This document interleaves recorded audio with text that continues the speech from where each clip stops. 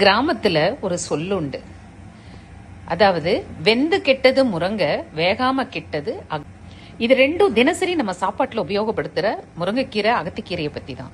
முருங்கைக்கீரை அளவா தான் வேகணும். அதிகமா வெந்தா அதுல இருக்க சத்துக்கள் போய் நமக்கு எந்த பயனையும் கொடுக்காது. அகத்திக்கீரை வேகாம இருந்துச்சுன்னா, நல்ல வேகாம அரைகுறையா இருந்துச்சுன்னா அஜீரணத்தை கொடுத்து ஆரோக்கியத்துக்கு எடுத்துடும். ஸோ எது எப்படி இருக்கணுமோ அப்படிதான் இருக்கணும்.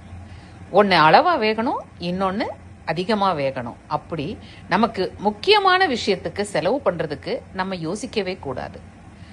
அதுக்காக நம்ம கையில் காசு இருக்கு அப்படிங்கறக்காக அனாவசியமான செலவும் பண்ணி அதை அதிகமாக செலவழித்து சேமிப்பையும் கரைக்க கூடாது.